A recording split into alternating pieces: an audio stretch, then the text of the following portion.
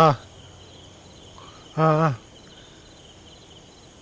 ഇനിയിപ്പം ഞാൻ വന്നിട്ടാവട്ടെ, രാവിലെ എത്തും. ശരി എങ്കിൽ ഓക്കെ.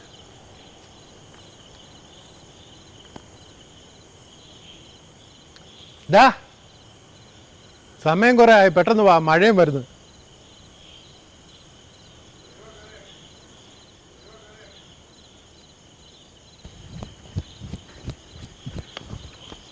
മലയ്ക്ക് പോകുന്നതിന് മുമ്പ് എന്നും കാലത്ത് അമ്പലത്തിൽ പോകണമെന്ന് വിചാരിക്കുന്ന ഒരു തരത്തിൽ നടക്കത്തില്ല.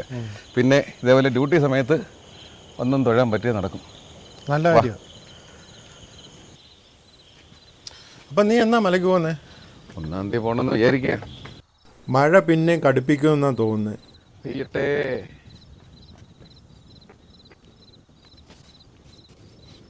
ഞാൻ ഓർക്കുവാണേ സാറേ, ഈ രാത്രിയിൽ ഇങ്ങനെ നടക്കാൻ എന്താ രസം.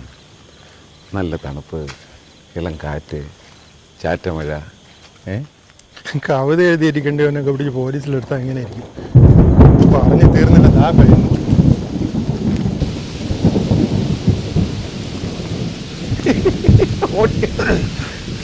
എൻ്റെ അമ്മോ, ഇതൊക്കെ രസമല്ലേ സാറേ? രസം.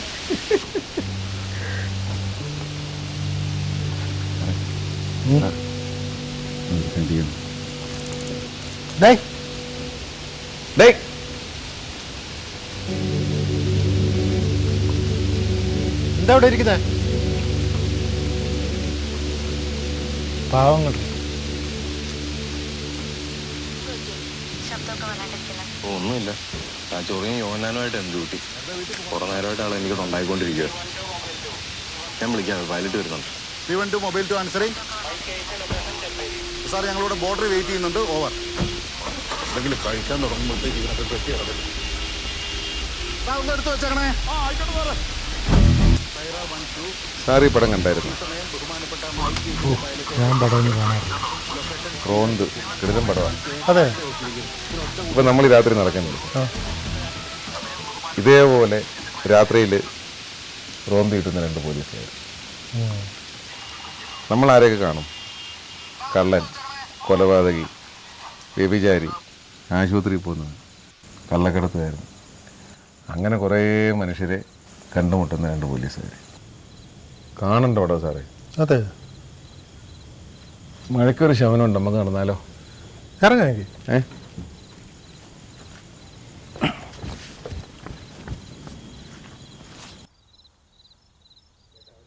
കേട്ടോ സാറേ, ഈ റോന്ത് പടത്തിലാണെങ്കിൽ 2 പോലീസുകാരാണ് റോന്ത് വിറ്റാൻ പോകുന്നത്.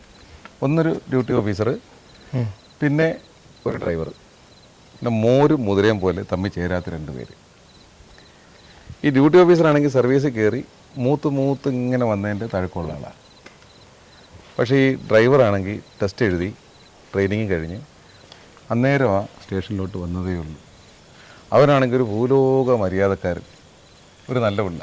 അപ്പോൾ ഓഫീസറോ? ഓഫീസർ അതൊരു തമാശയാണ്.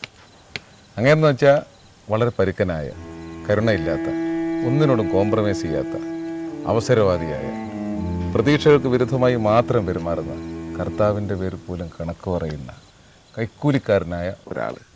ചുരുക്കി പറഞ്ഞ ഒരു ടിപ്പിക്കൽ KP. അങ്ങനെ പറയാം. പക്ഷേ സാറേ, ഈ സിനിമ പോകെ കഥയിൽ അയാൾ എടുക്കുന്ന റോളുണ്ട്. അതുപോലെ മര്യാദക്കാരനുണ്ടാക്കുന്ന പൊല്ലാപ്പുകൾ. അത് എവിടെ പോയിട്ടിരുന്നു? Bus stand. ഞാൻ എയർപോർട്ടിൽ പോകണം. അല്ല, റെയിൽവേ സ്റ്റേഷനിലോട്ട് പോകണം. എവിടോട്ടാ പോകണ്ടേ? റെയിൽവേ സ്റ്റേഷനിൽ പോയാൽ മതി. എയർപോർട്ട് ഇപ്പം വേണ്ട. റെയിൽവേ സ്റ്റേഷനിലോട്ട് പോകാനുള്ളൊരു വഴി എനിക്ക് കറക്റ്റായിട്ട്. അവിടെ ചെന്നിട്ട് റൈറ്റിലോട്ട് പോയാൽ മതി. Thank you sir. കാണാം. എവിടെ നിന്നായിരുന്നു? ഇവിടെ അടുത്ത് ആലപ്പുഴ വഴി വൈക്കം. പോട്ടെ. പൂക്കൻ സാധനം കണ്ടടിച്ചിരിക്കുകയാണ്. സാറിപ്പം നോക്കണേ, അവൻ ഇടത്തോട്ടേ പോകത്തുള്ളൂ.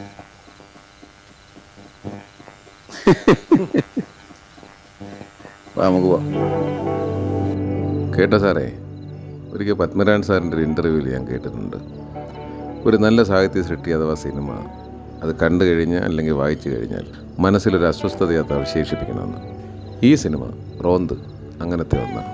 ഷാഹി കബീർ അത് അങ്ങനെ എഴുതിയിട്ടുണ്ട്, അങ്ങനെ ഡയറക്റ്റ് ചെയ്തിട്ടുണ്ട്. സൂപ്പർ. ഇങ്ങനെ ഇതിനു മുമ്പ് ചെയ്ത പടങ്ങൾ ഏതൊക്കെയാ? ഷാഹി കബീർ ഇതിനു മുമ്പ് പടം ഡയറക്റ്റ് ചെയ്തിട്ടില്ല. പക്ഷേ ജോസഫ്, നായാട്ട്, ഇലവീഴ പൂഞ്ചിറ ഈ സിനിമയൊക്കെ എഴുതിയേക്കുന്ന ഇങ്ങേരാ. അതെല്ലാം കിട്ടലാണല്ലോ. എന്തായിരുന്നാലും ഒന്ന് കാണണം ഈ റോന്ത്. സാറേ, ഇവരെയൊക്കെ ഒന്ന് നോട്ട് ചെയ്ത് വെച്ചു. ഇതാണ് ഷാഹി കബീർ. ഇതിൻ്റെ കഥയും സംവിധാനവും പുള്ളിയാണ്.